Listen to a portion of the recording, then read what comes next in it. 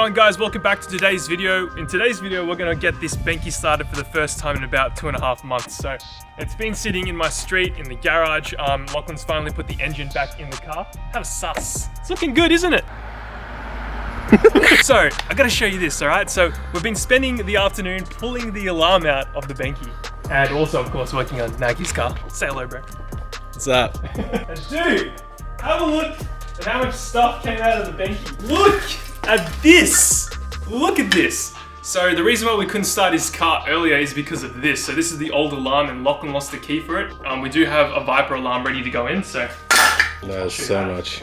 I know, right? We of course are going to be replacing that alarm with this Viper alarm. So I've got this in my MR2 and it's fantastic. It does a perfect job of being modern and having all the cool features. I don't know. It's a good alarm. We also have, of course, been working on Nagy's Integra, so this thing is getting a full suspension overhaul.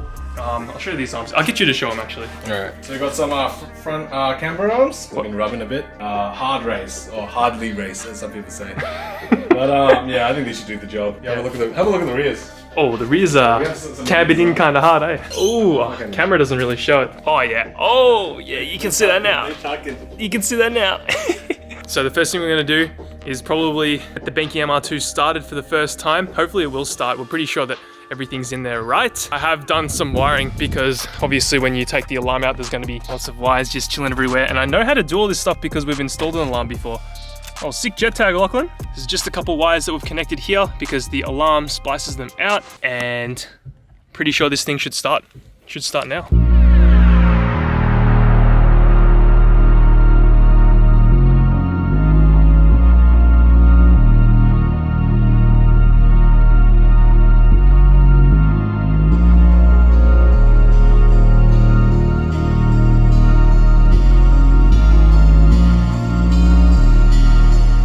So we had this weird issue with Lachlan's old alarm where you would turn the key and you'd have to wait a second for the fuel prompt to prime, which was super strange. Never had that issue before in any of my cars. And we're pretty certain that it was because of the alarm. So now that we've deleted that, the car should turn over pretty easily. We're just hoping that the alarm hasn't been really spliced in there where it's going to cause any issues, but it doesn't look like it because when I went through all the wires, it looked pretty normal. It does look like a bit of a mess, but you know, it just looks so janky, yeah. Benki for a reason, dude. Back in. My delete of ABS. Deleted ABS? ABS delete. Nice, bro. True Benki. Oh, guess what the Ks in the car are? How many Ks? 244,000 Ks exactly. Damn. Come on, fingers crossed, boys. We got power. Power? Oh! Wait. Let's check the oil. Let's check the oil. I can't believe it actually turned over. That was so strange. I think if we cranked it for like a second longer, it would have turned over. Yeah, legit. Yeah, check the oil. So we just sucked up all the oil into some galleries that are empty for the past 2 months. Yeah, well, this is the first time we're starting this car with this new engine as well, so freaking hope it works. What's the oil level like? I don't know, can I find out? Oh, it's just super clean. Yeah, it's so clean. Don't think the camera's gonna pick that up. Yeah, it's mint. I couldn't even see it. Yeah. I'm too used to black oil. Honda boy! Burnt oil. Yeah, can't relate. Or my car break before I can actually get the full life of the oil out. Fingers crossed, baby. Fingers crossed. Oh, it's hesitating. Vacuum leak somewhere. Sounds good. Oh yeah, it's clearing itself up. It went away. We successfully V6 swapped a second MR2. Yeah.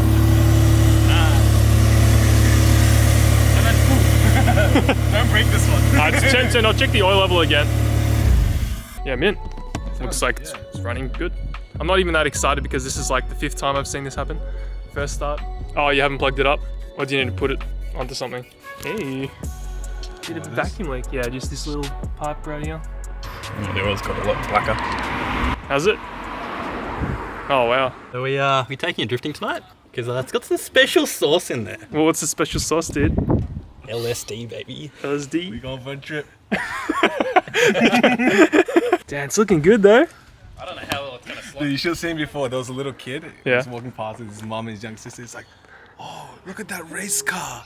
I've never seen a real race car before. Dude, this is far from race car, bro. I just need some Can mix smash panels out of a race car. Legit, dude. A real race car. We got 2 race cars over here. 2 not working race cars. I mean, that's working now. We're just topping it up now with some more oil to make sure that it is full, because obviously the oil's got to circulate in the engine. Naki's a pro at not using funnel because he's got a Honda, so he needs to fill up his oil a lot. Every time I hit VTEC. Every time, huh? Tell me when to stop. I don't know when to stop. That's probably good, I'd say. Okay. Yeah, give it a check. It didn't even spill, bro. Didn't even spill. No spill gang. No spill gang. Nice. Very true. I did not think of that. Do-do-do-do. We're taking this time to work on Lock-On's MR2 because I don't really have anything else left to do with my MR2 or my Chaser. The Chaser's pretty much ready to get a tune. I've got a new standalone ECU coming over very soon, so I'll be grabbing a Link G4X for the Chaser, and that thing should be good fun to install. I believe PJ is going to help me install the ECU, so you actually use the stock factory housing for the standard ECU, and you put the Link ECU in there so you can plug everything back up like standard. As it currently sits, I'm very happy with the car, but obviously the power bug is starting to settle in, and I'm ready for more power. I'm very used to the current power. It doesn't really feel really quick anymore, which is pretty insane because it definitely is making in the range of 250 kilowatts, which is already more than Nathan's Sylvia, and we've barely done anything. So that's why you get a 1JZ, because you don't even need to build it and you can make some good power. Don't exactly know what this video is going to be titled, but yeah, we're just going to be doing a whole bunch of random stuff to other people's cars today.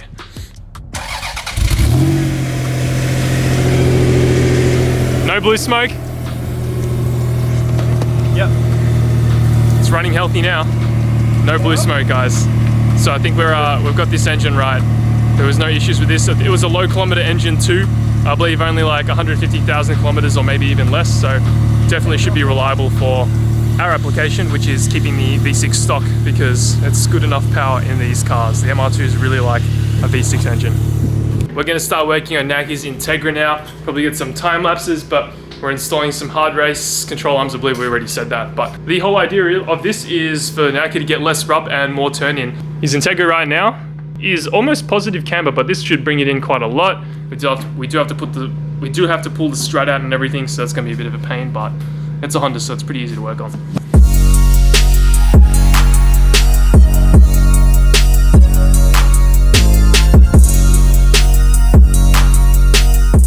So we've taken out the coilover and the OEM sort of arm that doesn't control camber because it's OEM. And we have the new one, the hard race one. Just put them next to each other side by side so you can see the difference between the two. You can see that the new one is quite shorter than the old one, actually significantly shorter. So that's already going to give us a lot more camber. So damn, Naki's going to be, bro, he should enter his car into status with this amount of camber, bro. So we need to remove this bracket just up here. And we need to put that onto the new arm. And yeah, pretty easy. It took us like 5 minutes to get this coilover out. Honda Integras are so easy to work on. I love it. A small update. We've completely bled the car. Now I'm just going to put the interior back together, and I think it should be mint. Should be mint? Except for like the rat's nest down there. That's not mint. We got rid of the rat's nest, dude. It's still a rat's nest. No, what do you call it now? It's not a rat's nest. So it's a nest, but not a rat's nest. So like a spider den. Spider den. Lock-On hates spiders, by the way.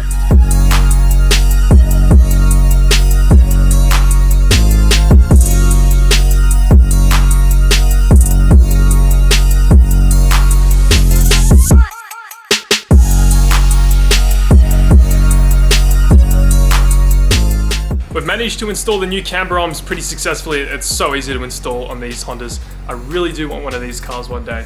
Dead serious. I'll have a Honda one day. Hard race control arms are in. Let me get my torch. Have a look at that. Looking really good. New hardware because Naki bought the optional extra hardware, yeah? Yeah, I have to. Yeah, it's good, bro. It's looking good. So yeah, we're not really too sure on what it's gonna do yet because we haven't put the car back on the ground, but it's sort of looking like in the air that it's gonna have some positive camber. So let's hope not. You can see it's sort of, yeah, we'll see what happens when we put the car on the ground. Just put some throttle. Idling? It's probably because of that vacuum leak. Hey! She lives. And it's gonna get parked there for another week or so before Lachlan can be bothered putting the alarm back in. Ah, dang. See, well, we shall see. Alright, car is going on the ground. I'm really excited to see how much camber Naki's actually got now on the front. Because in the rear, it's pretty crazy. Are you ready, bro? Oh yeah. It looks like there's positive camber, bro. Oh, okay. That might rub. Yeah, damn, that's not good, huh? There's like no camber. It's like dead straight, isn't it? I feel like it's got less than before. Yeah, wow. God damn it. Yeah, it's actually less than before. What the f? So, yeah, I don't think your turn-in's gonna be that good now. Just off the line. I think it might be a bit worse. You gonna take it for a little spin? Yeah, I'll take it for a spin. Alright. Oh! Halo! Halo lights! Looks sick. Yeah, baby!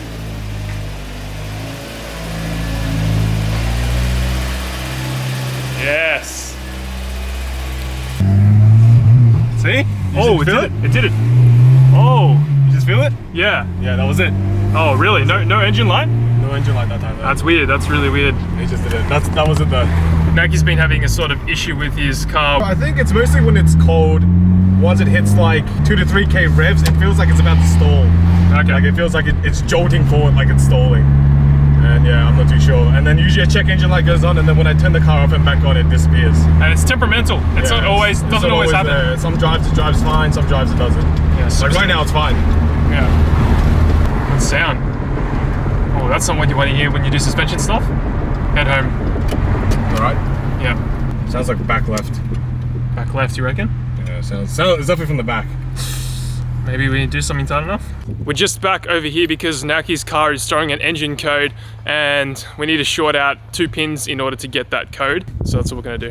All right, so we're now pinning 2 cables together because that's what is required. So what we're doing is we're bridging these 2 cables, creating a short. Now you're gonna turn the key to ignition.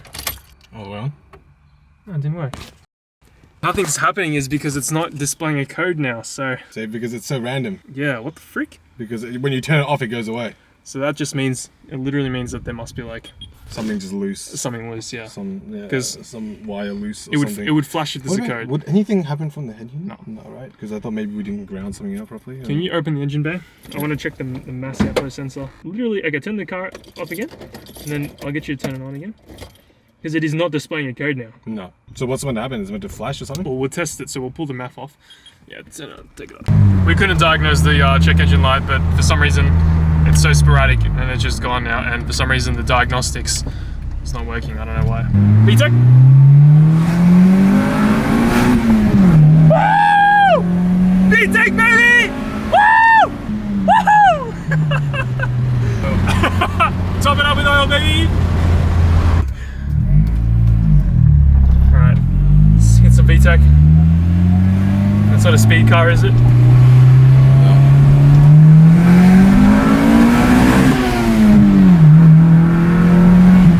First gear feels crazy. It's like torque steering.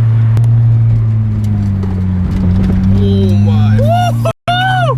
Feels so good.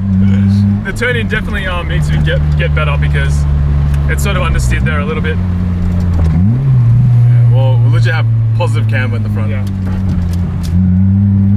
Oh, the back is planted. Yeah, the back feels great. The back is planted. I think the camera in the back definitely made a big difference. Yeah, huge difference. Yeah, it feels great too. But rip the tire thread. Yeah. Oh man. Yeah. Feels good though. It's not rubbing at all as well. Anywhere. Yeah, not at all. It wasn't even on full lock. It didn't rub. Yeah, I couldn't hear it. True. I didn't feel Right? it. I didn't hear it. I think the camber's helped it all. Maybe the less camber in the front now is. Yeah, maybe. Oh, true. Yeah, less camber at the front now.